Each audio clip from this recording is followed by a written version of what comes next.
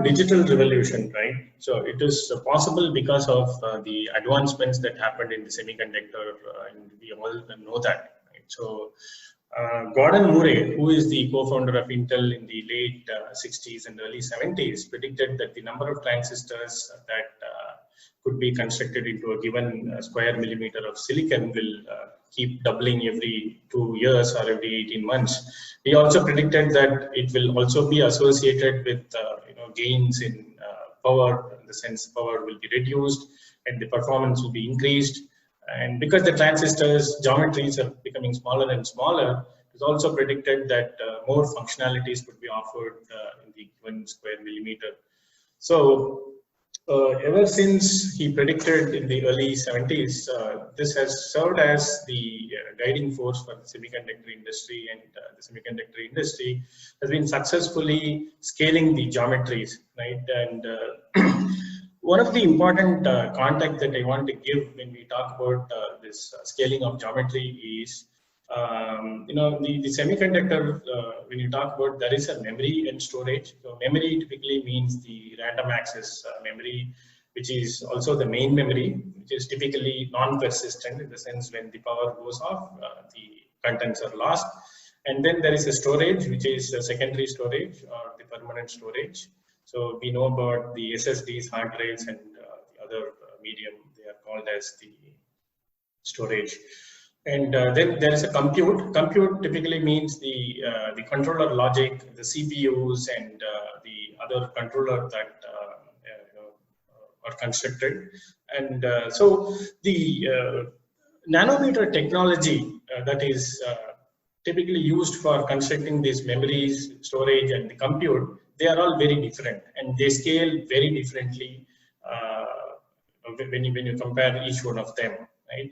Even though the Moore's law predicted exponential scaling, right, happening every 2 years, that scaling has happened at a real exponential rate for the logic, that is the compute, whereas for the memory and storage, even though there has been some exponential reduction in the geometries, but it is not really scaled at the same rate as that of logic. So that is something that we have to understand, right? So the memory scales very differently, the storage scales again very differently. So here I'm talking about the digital storage or the semiconductor storage, which is the flash memory. And by memory I mean the DRAM, and by logic I mean the typical logic that is used to construct the processors and other control circuitry. So I want to bring your attention to the topic logic scaling, right, where year on year I have tried to capture how the geometries have reduced. As you could see, since 2005, so I have safely ignored what happened before 2005, because that's not of interest, because whatever was happening till 2005 is the same as what we have seen from 2005 to 2011, wherein the geometries have shrunk every 2 years, right? So 65 to 45, 45 to 32, and then so on. So if you are wondering what is the 65-45, I think it is the scaling factor of 0.7. When you actually multiply, and you can get the area reduction of 0.5, which was again predicted by Gordon Murray. But after 2011, if you see, the rate of scaling has come down, right, very, very clearly, right? So it has taken about 4 or 5 years to move from 14 nanometer to 10 nanometer and then beyond. And so the scaling is not happening at the same rate as it happened till about 2011. So this is on the logic scaling. Whereas on the DRAM scaling, after 7 nanometer, scaling is getting very, very difficult, right? So they are talking about Z and then the other scaling methods, but in general, it has kind of hit a wall. The primary reason is because of the challenges in etching or the lithography, and then the cost of manufacturing has also gone up tremendously. So we are no more seeing the same cost gain in moving to lower nodes. So that's the context, right? So the Moore's law is slowing, and the production of AI and ML and 5G has accelerated the data growth, right? It's like a vicious circle. So these technologies are accelerating the data growth, and then again they are consuming the data as well. So there is a tremendous data growth, and the need to do fundamental research is growing for discovery, security, and material research. Right? So that is what is going to define next several decades. And then the open source compute architectures are largely available. Right? In RISC-V, you might be aware of the open source instruction set architecture that's available from RISC-V. And the compute is getting more tied to the application needs, right? Companies like Google and Microsoft, they have also started getting into the hardware. So what it means is, because of the slowing Moore's law, they're not ready to wait for the general purpose compute to get better, right? So that they can use these compute for their special application needs, right? So that's another context that we need to keep in mind. And the last 3-4 years, or rather 5 years, we have got the new memory technologies being available in 3DXP and MRAM, right? And so this is the time to rethink the computer architecture. When we say that, we just cannot go and fundamentally disrupt everything, whatever is happening, because over several decades, a lot of applications have been developed, software has been developed, and we need to try to reuse or leverage those investments. Right? So that's the context. And for today's evening talk, we'll focus mainly on the memory and storage systems.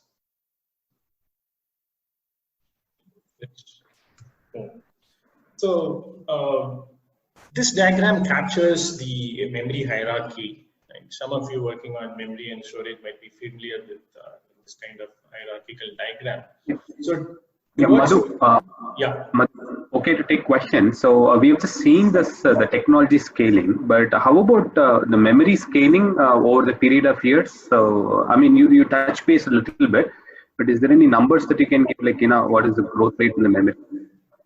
Yeah, so I don't have numbers per se, but the current node, right, memory is at 17 nanometer, right? And when I say memory, it is about the DRAM. And for NAND, they have gone vertical, right, beyond say 17 nanometer. So they have gone vertical and then started stacking the memory cells or the storage cells. So that is what is happening, right? See, the main reason for the memory to have a very slower scaling rate is because they wanted to, the focus there is the cost, right? Within a given square millimeter, how much more memory I can stack, and it was never about the performance. So the target for each of this logic and memory was very different, right? Even though the scaling was in general given as a guidance. So that's the thing. So did that answer your question?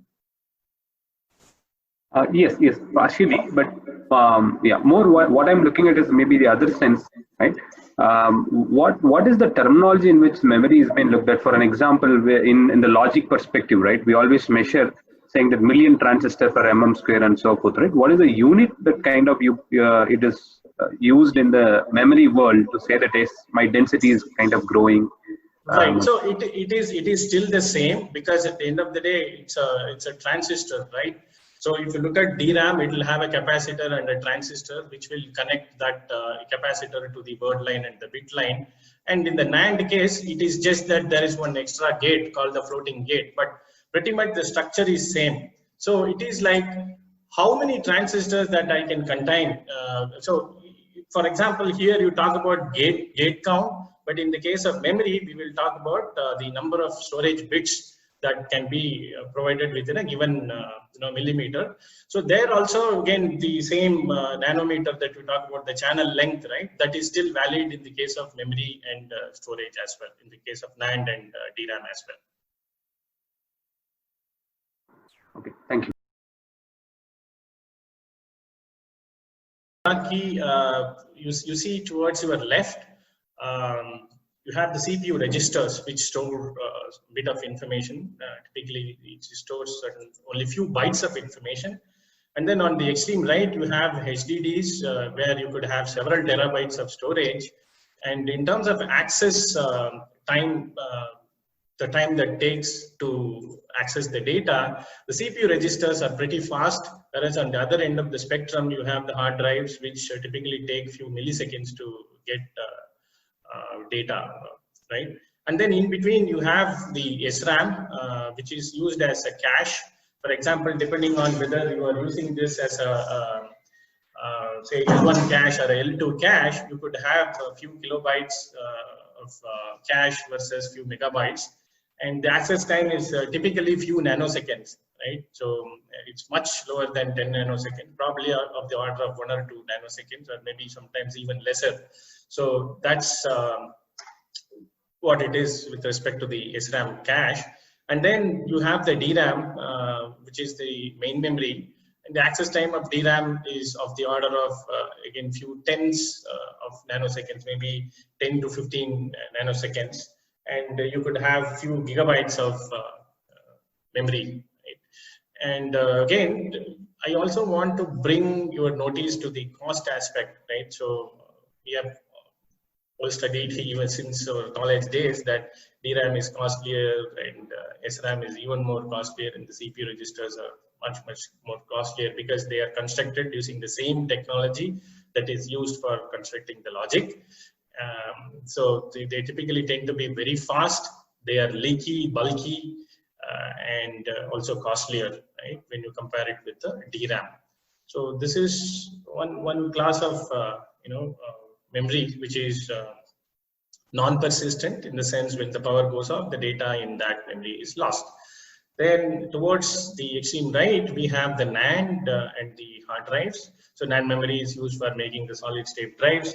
The access time of NAND is a few tens of microseconds. For example, in NAND read, you could get it in under, let's say, 30 or 40 nanoseconds. So sorry, 30 or 40 microseconds. Right? When you compare it with the hard drives, NAND is pretty fast, and NAND memory is also very dense, and you could have several gigabytes to several terabytes of memory using the NAND. So now the main focus is in the middle, right, where you have what is called as the storage class memories, right? So this is a class of memory which are persistent, in the sense even when the power goes off, the data is retained in the memory, but they are not as fast as say the DRAM, but they have comparable speed to that of DRAM. And some of the storage class memories, they have comparable speed as that of NAND, in the sense. So when we say storage class memories, there are again spectrum of technologies there. It is just not one technology.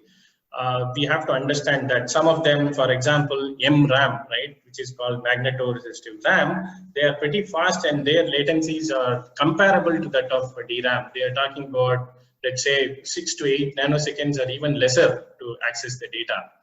And whereas the PCM, which is the phase change memory, that's a storage class memory type, they have access time which are, let's say, much lower than NAND, maybe few order of, let's say, 10 times lower than NAND.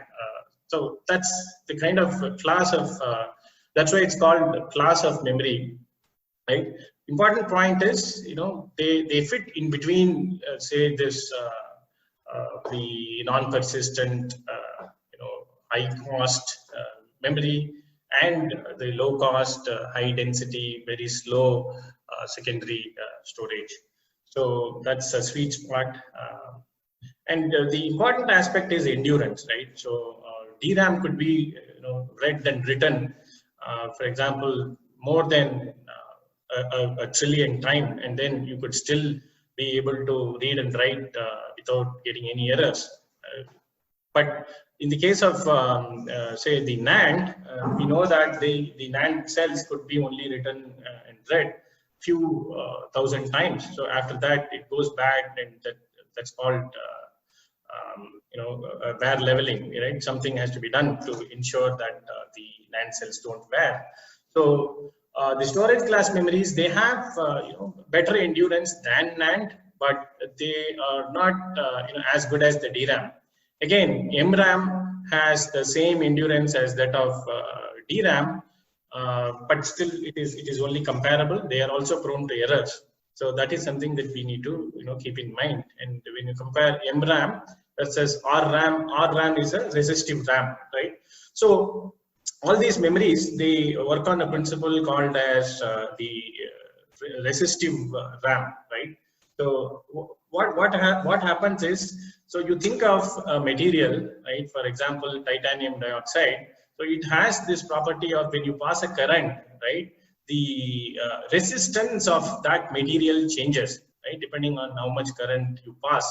So, and then it retains that resistance, correct? It remembers that resistance, and accordingly, when you pass the current next time and you measure the voltage drop across, you can find out whether it has a 0 or 1.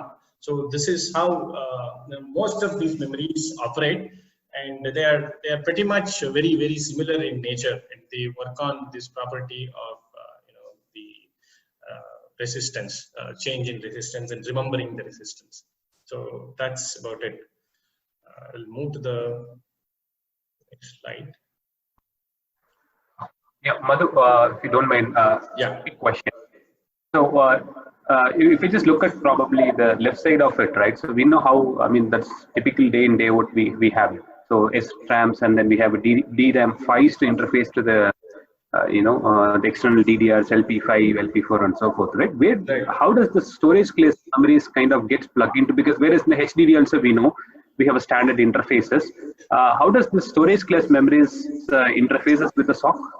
Yeah, great question. So I think that's what we're going to discuss today exactly. So yeah, in the subsequent slides. Yeah, great. Good. So yeah. So one point is, we are not going to spend time on the device technology or the semiconductor physics per se as to how MRAM operates or how RRAM operates and PCIe operates. That can be for a different session. But what we are going to do is we are exactly going to see how to connect all of these different kinds of memories that we have today. And like what Dana asked, we have tried and tested way of connecting these, the volatile memories and as well as the non-volatile memories, right? So we will see what kind of interfaces that exist today, how do we connect them, and how do we connect the storage class memory given this context. Understand, different kinds of interconnect or different bus types, right? Two major bus types that one has to know if we have to, go further in understanding. So we have what is called as a non-transactional bus, right? In this case, an example is a DDR bus or the SRAM interface, right? So what happens here is, like, as soon as you give a control signal, let's say to read or write, you give a control signal, the data is expected after a certain latency, right? Which is pre-negotiated or agreed between the host and the device, or the transmitter and the receiver, or the slave and the master, or whatever you want to call. So the point to note is, like, they are non-transactional in the sense it's just the signal go one way, the control signals. So in this case, when the host says, write this data, and it provides the right data after, say, WL, which is the right latency, and then the data gets written. Likewise, you have the read latency. After a read latency, you will be able to get the data, right? So this is a non-transactional bus example. And then we also have another kind of bus, which is a transactional bus, which is, say, in this case, I have given two examples. One is the AXI, which is a parallel bus, and then there is a PCIe, which is a serial bus, wherein the same set of parallel signals are packaged and then sent on a high-speed serial line.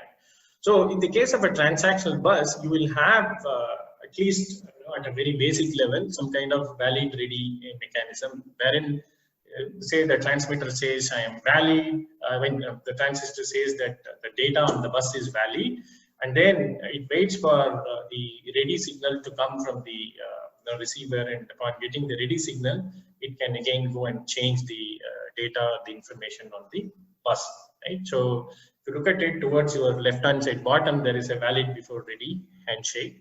And similarly, you could have small variations of the same thing, but everything means the same. So the point to note is that there is a definite handshake happening between the transmitter and the receiver, right? So we might come back to this. So just to keep this in mind. So now moving on, let's understand some very high level difference between the memory and the storage device, right? So I've tried to compare some of the attributes.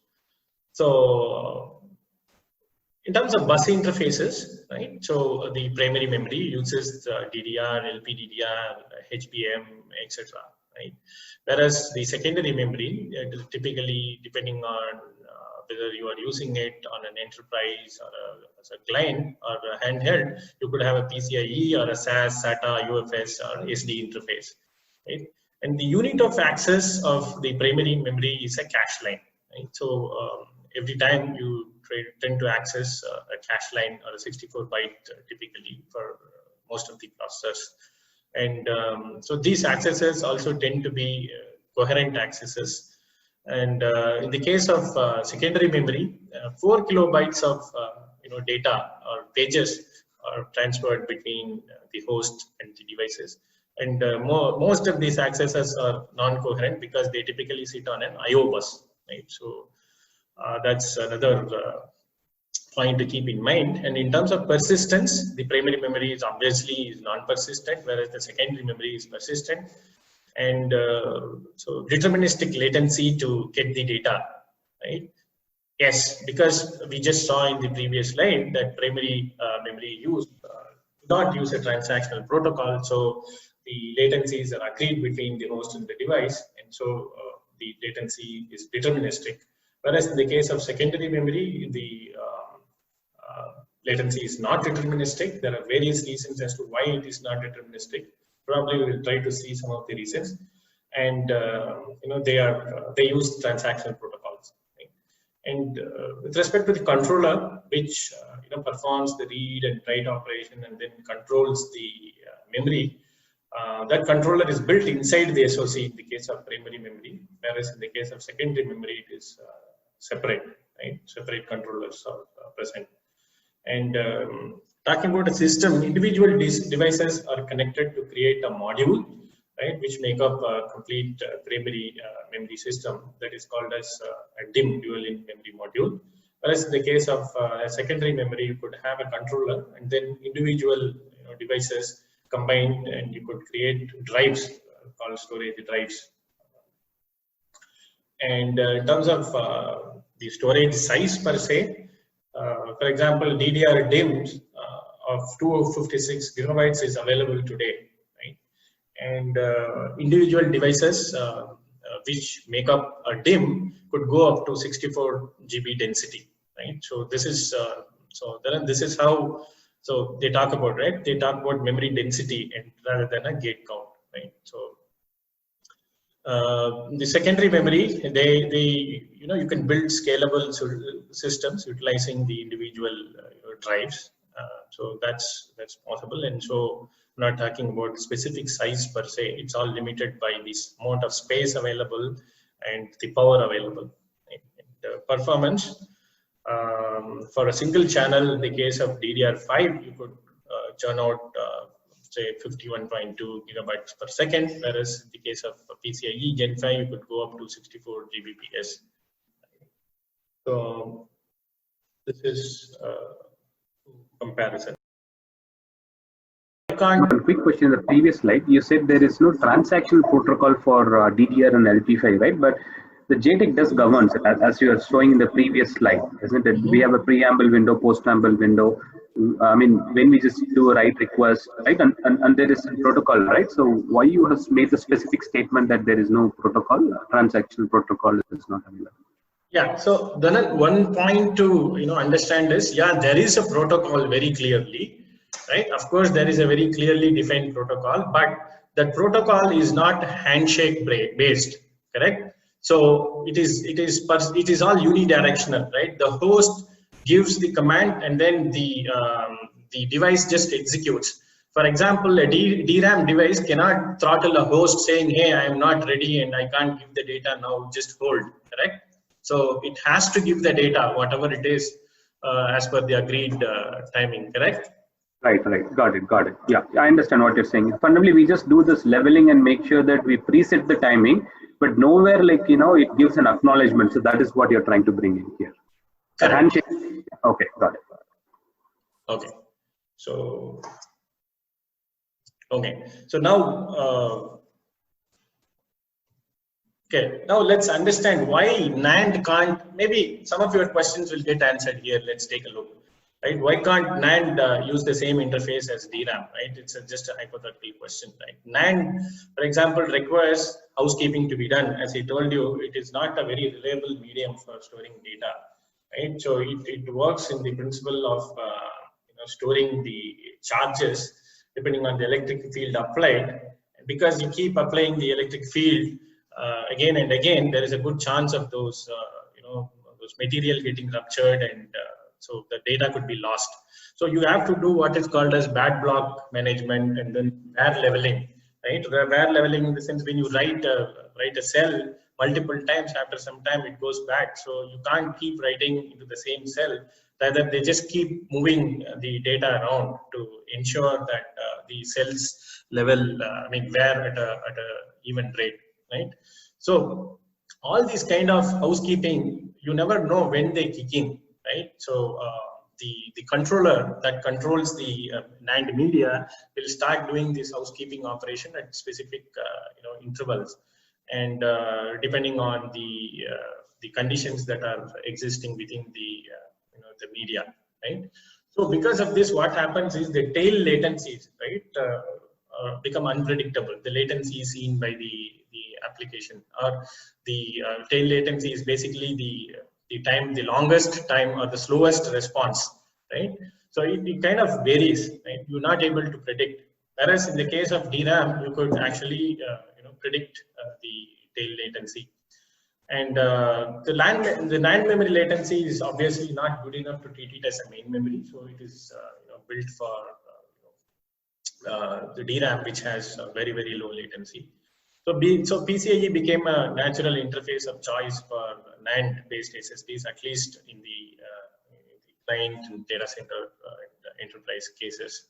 Right? Whereas in the case of mobile, this sits on what is called as UFS, or universal flash storage. Right? So, and if you look at it, PCIe has a credit flow mechanism. In the case of DDR, there is obviously no credit that gets exchanged. Right? So the credit mechanism allows the host to know or the transmitter to know when to send the data, without really waiting for an acknowledgement, right? And also split transactions are the way the basic building block of a PCIe protocol, right? So, for example, you give a read transaction, and then after some time the read completion come along with the data. So these kind of split transactions are possible in the PCIe, whereas it doesn't happen that way in the case of DRAM. Everything has to be in order, right? So one important point that we have to understand here is memory that sits closer to the processor, right? In this case, let's say the DRAM is connected to a very low latency bus interface. Okay, so this is called near memory interfaces. They typically tend to be non-transactional. They are parallel, and they expect predictable latency, right? Whereas a memory or a storage that is slow, you can connect them to a transactional serial bus. For example, NAND on a PCIe, or NAND memory on a UFS in the case of a mobile phone, right? So this is the context that I wanted to set with respect to this slide. Right? I'll move on. So now let's talk about the storage class memories. Right? We got introduced to the storage class memories. They have access time.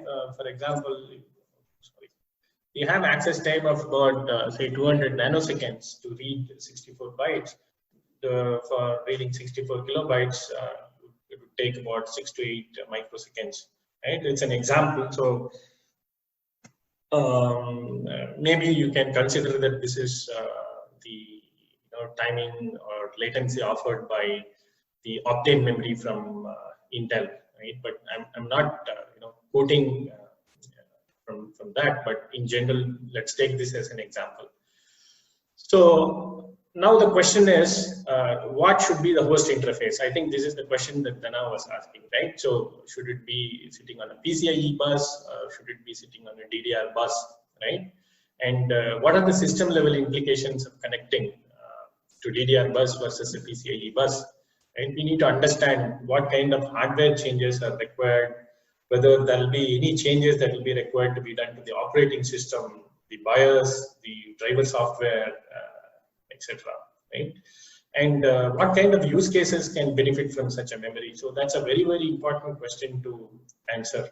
Right? So we have to find the right answers and the right use cases that can benefit from such a memory. Or the fundamental question is, do we need a completely new interface, right? New host interface for connecting the SCM. So, for example, DDR, we have been connecting the main memory, or the DRAM. For the PCIe, we have been connecting the NAND. So, if you have to repurpose this PCIe or DDR, is what we are talking about. We need to have changes done to the hardware, software, operating system, BIOS, and the driver. Or should we have a completely new interface? Right? That's another question that I want to throw at this audience. So now, how do we take the SCMs to the mobile world? Right? So far, we have been mainly talking about the enterprise and the data center, but if you have to take it to the mobile world, how would you do it? Right? In the mobile world, LPDDR is a very popular interface for connecting the DRAMs, and then the UFS today, right, Universal Flash Storage. Not even talking about micro SD, MMC, so they're all gone, right? We're talking about future. So are they good interface for connecting these SCMs? So this is a question that we need to answer, right? So if you look at it, this PCM, right, which is the phase changed memory, it was the first time that it appeared in the research was in the 1970s. Right? It's been like 40, 50 years ever since the first PCMs arrived, and we have still not been able to really make use of it. Right? So it has moved away from fundamental research to engineering. Now it's time to disrupt. Right? How would you do it? Right? So that's the question.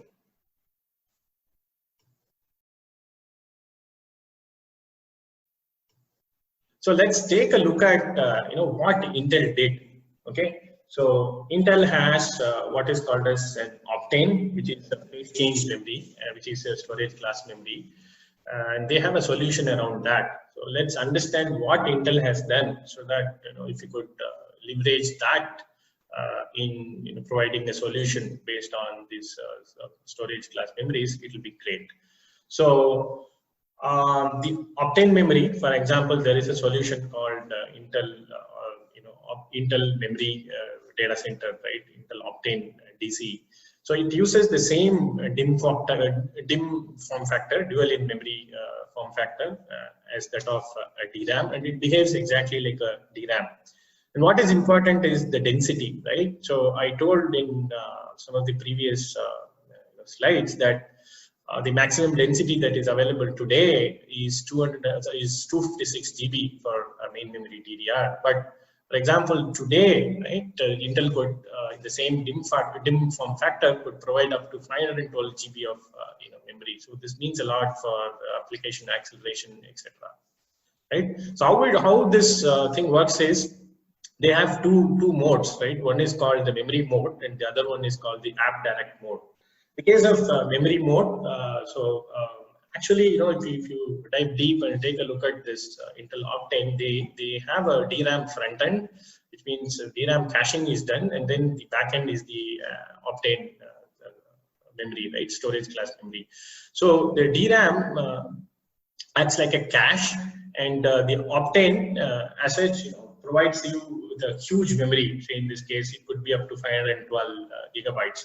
And in this memory mode, this memory is actually a volatile memory because the cache they don't guarantee persistence in this mode, right? Because the DRAM caches the data, and so there could be cache lines that needs to be flushed into the Optane when the power goes off. So they don't guarantee that, and so instead you could use this whole huge memory up to 512 GB as the main memory, right? That's what happens in the main memory and the memory mode. And then they also have a app direct mode, whereas in this mode, the application and the file system is aware of the persistent memory, right? The presence of the persistent memory. So in this mode, the DRAM and the Optane are treated very differently, right? The file system and the applications are aware that there is a cache, there is a DRAM present, as well as there is a Optane memory present, and they treat it differently. So applications have to change. You need a different file system that is aware of the persistent abilities of this memory in order for you to really reap the benefits of this mode. And so the DRAM, the Optane memory can also be accessed like a conventional NVMe. NVMe is a standard for connecting the NAND over a PCIe bus, right? So you can access it like an NVMe SSD, right? The advantage is you don't need any device controllers and interconnect in this case, right? You are sitting on a very high-speed parallel bus. And the whole thing, right, sits on the DDR transactional or the DDR-T interface, and it's an Intel proprietary. That's very interesting, right? So Intel is not going to tell you what they do there, and it's an Intel proprietary. So that's a very interesting aspect. So there are various SKUs of the same product available with NVMe support and PCIe form factors also for the same Optane memory. So what did Intel do, right? So Intel went ahead and actually they influenced and changed the whole ecosystem. It's just not only about putting a DDR interface and plugging this whole Optane into the DDR or DIMM slot into the DIMM slot, right? So they went ahead and added the new instruction set, right? They had a new instruction called CLWB, which is cache line write back, which enables flushing of these cache lines from inside this DRAM cache into the Optane. And then they also modified the DDR interface, right, to support what is called as transactional protocol. Because, for example, depending on whether the data is there in the cache versus whether the data is available in the Optane, the latencies could vary. So if you have to support this kind of varying latencies, obviously you need to have some handshake brought in, and Intel went ahead and did that, right? And this requires a new driver, rather a new file system, not exactly the driver, but if you use the Intel's driver, it would perform much better. And BIOS changes are required to choose between various modes and inform about the installed capacity. So this is what Intel has done, right? It's not so. What I want to observe here is it's not that easy to just go and plug in a memory. Like for example, a DRAM. If my PC is slow, I could just go buy high capacity DRAM DIMM and then go and just plug it in, and my system would perform faster. Or I could plug in a M.2 SSD into my laptop. But such a thing cannot be just like that done in the case of Optane. So it requires a whole lot of support from the ecosystem. Okay? So that's what I want to observe. And mainly, Intel has, even though various form factors and interfaces are available, so they are mainly promoting this, the DDR interface for their Optane solution. And of course, there have been reported benefits to running the applications faster and booting, etc. As you could see on the top right. Okay, so Madhu, one question. Yeah. The DDR-T protocol is based on DDR4 or DDR5, or what is this? Yeah, so I think they support DDR4 definitely, but DDR5 we see that the latest chipsets do support it. I think it is support both DDR4 and 5 are supported. Okay, thank you. And it works only with certain Intel processors. Not, for example, I cannot go and plug it in the previous generation Intel Xeon and expect it to work. It doesn't actually. So you need that support on the DDR interface. Okay, it doesn't work with all family of Xeon processors? No, the previous generation at least. Okay. Okay, thank you. Yeah. Madhu, one question. So in the memory mode, right, is there any transactional thing involved? Because we see Optane as a memory there, right? So yeah, in the memory mode, no transactional aspects are involved. It just behaves like a normal DRAM. Okay, even the Optane. Yes, yes. Okay. It just views the whole memory as a huge DRAM. That's a huge main memory. So there is no transactional aspect involved. But the caching is done internally, supposedly based on some machine learning algorithms. It does some prefetch and puts it in the DRAM cache. And the applications are just not aware of this whole thing, whatever is happening inside. So when there is a miss, cache miss, there may be some variation in the latency, right? In the memory mode.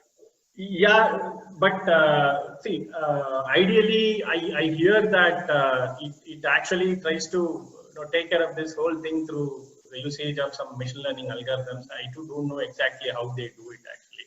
Maybe at a higher level, right?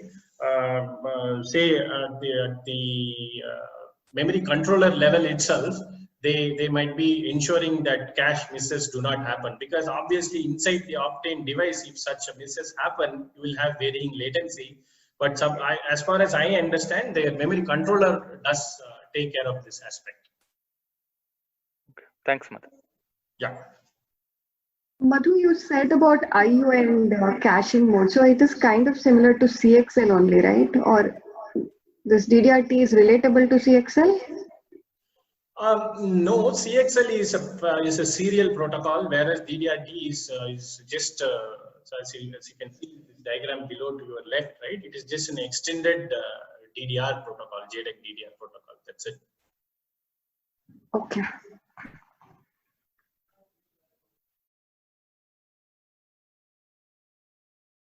What are the standard options, right? So for example, if AMD has to do something, or let's say the ARM server guys have to do something, what can they do, right? To connect these kind of SCMs into the DDR slot. So for that, the JEDEC body, which is the developer of say the DDR4 and LPDDR standards, they also are promoting what is called as NVDIMM protocols.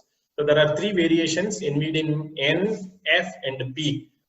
So in the case of NVDIMM N, what happens is it is just that the DIMM has a lot of DRAM devices, and it provides you the main memory functionality. But then this DRAM, this DIMM module also has super capacitors. And when the power goes off, the super capacitors actually power this DIMM, and then the data from the DRAM is stored into the DRAM. And when the power comes up, the data is actually transferred from the NAND into the DRAM, and then the applications just start from where they left, right? So this is the functionality of what is called as NVDIMM N, and because it just acts like a main memory, it supports your cache line access or byte access. And then there is another variation called as NVDIMM F. So in this case, people have tried to put the NAND on the DRAM, right? We saw why it can be put, but it can also be put, but I don't see that really there are any benefits due to doing such a thing. right? But there is a standard that exists for that. And then what is important and interesting is there is another standard called NVDIMM, which pretty much, as far as I understand, does the same thing that what Intel might be doing on their DDR-T, right? And it allows for you to have a transactional DDR bus, and you can pair memories wherein you could have a NAND and then a DRAM. Because it's transactional, it doesn't matter what kind of a media you put there, whether it is a NAND or a SCM or a DRAM, right? This sort of opens up a lot of avenues for us to think about and have different SKUs of the product.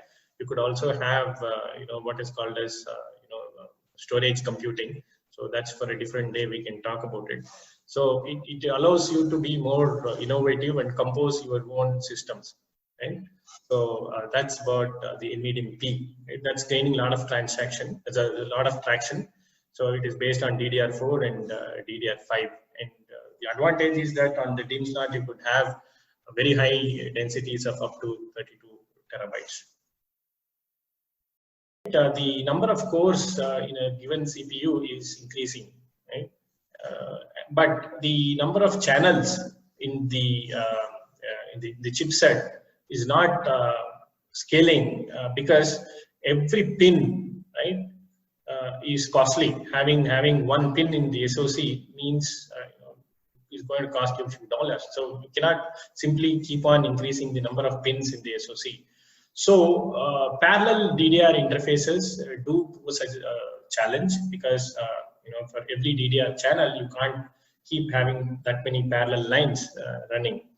So what is the solution, right? So the industry is sort of looking at having serial interface for connecting the memories which are low latency, right? So that is where there is a great opportunity for storage class memories, right? It's a new interface, right? It is serial. It is going to be like PCIe, but it also has all the protocol properties of DRAM, and you can marry both the worlds here, right?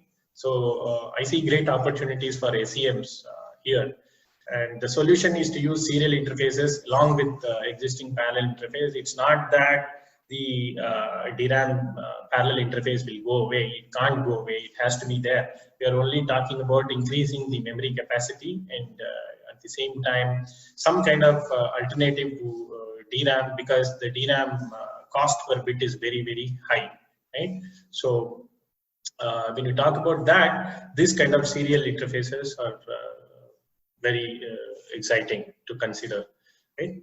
And overall, if you look at it, there is a new standard called as Compute Express Link, which is a consortium supported by Intel, AMD, and ARM, etc. And it's also an open standard that's gaining a lot of traction.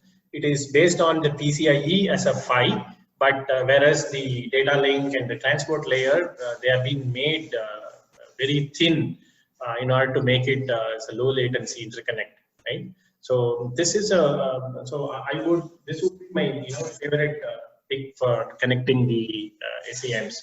Whereas on the right hand side, if you see, there is also a competing standard called as GENZ. So this GENZ is a standard. So it is for connecting the devices which are off the shelf, right? So between say in a data center, so within the same rack you could have different units, and to connect, let's say, the server to an accelerator, which could be A or an ML accelerator, or say an FPGA or a memory expander, you could use GENZ. But within, say, the box, the best interconnect, which is point to point, and which is serial and low latency, is CXL. So CXL is gaining a lot of traction within the box, which is for connecting the near memories, as we saw, as an alternative to DDR. Whereas for connecting the heterogeneous devices within a rack, GENZ is going to be used. So this is how I see the industry aligning, even though there are a lot of competing standards like OpenCAPI, C6, etc. This will be my favorite pick, even though I may be a little bit biased, but I see the industry going in this direction very clearly. Now quickly conclude, and probably you can spend another 5 minutes taking up some questions if there are any.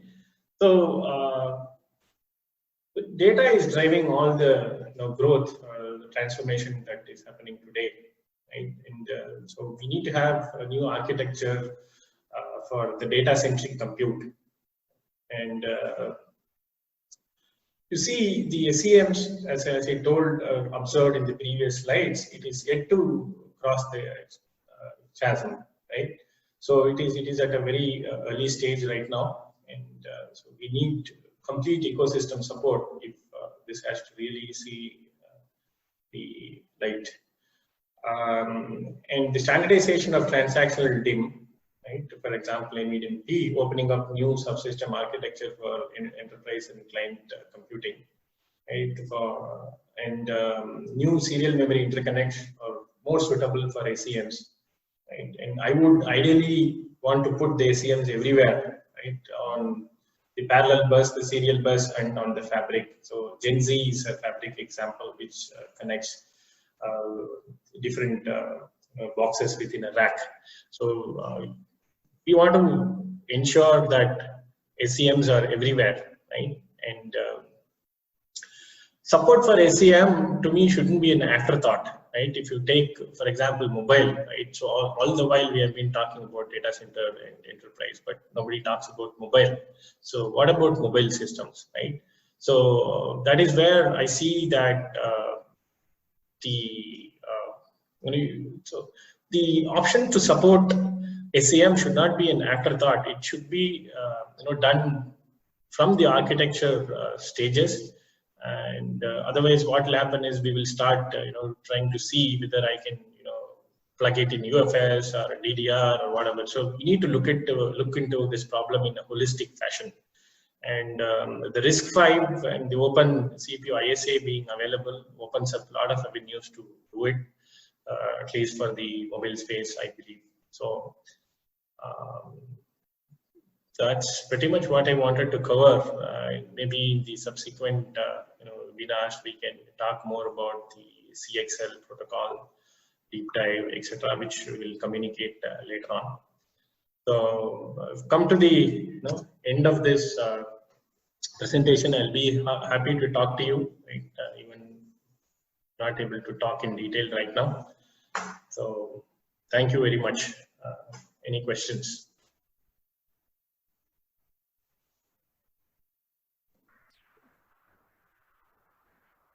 Madhu, is there any? Sorry, go ahead.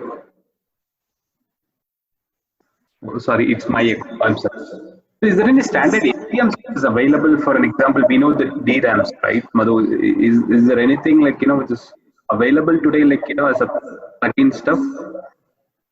So, Dhanan, can you repeat again? I could not hear you properly. It's echoing. Yeah, I'll get it for some reason. So what I was asking is that we have standard SCMs, like the DRAMs of the world are NAND, right? So we have a vendor which has been giving us standalone devices, but similar to that, is SCM is already commercialized or it is kind of still in development phase?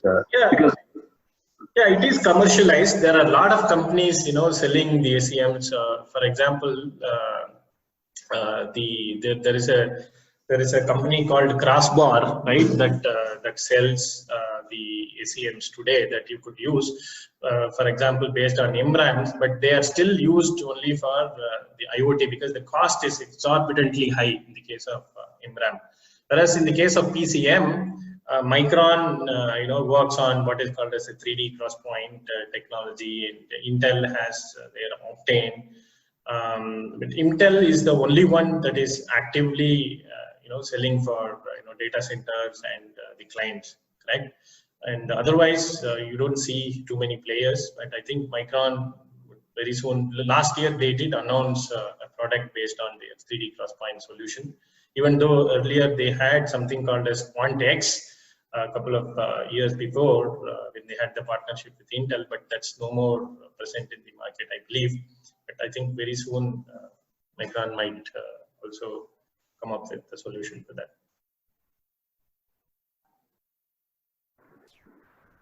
But Madhu, can this be a substitute for a die-to-die kind of an interface, right? As we are talking about, MRAM is one kind of an interface, right? Which fundamentally people are talking about die-to-die to reduce a latency, aren't to seen as like relative better what you call option for an SRAM, right? Because SRAM is so expensive. So in that context, can we visualize or sense that can this SCMs replace as a die-to-die and reduce the latency in order to offer this L3 kind of an cache? Yeah, that is possible, right? But at the end of the day, again, you have to have some interface, right? That is what I'm thinking could be a CXL, right? So, but nobody can replace SRAM definitely, because it is on chip. It is constructed using the same technology as that of the logic, and it's pretty damn fast. Maybe they, these memories that we are talking about, they could be compared to that of DRAM, but they are still not there yet. It is only the MRAM which is as fast as the DRAM, and also the endurance, as I told you, is a problem. SRAM and DRAM, they have very, very high endurance. These devices, they don't endure read and write as much as the DRAM and the SRAM do. Right, got it.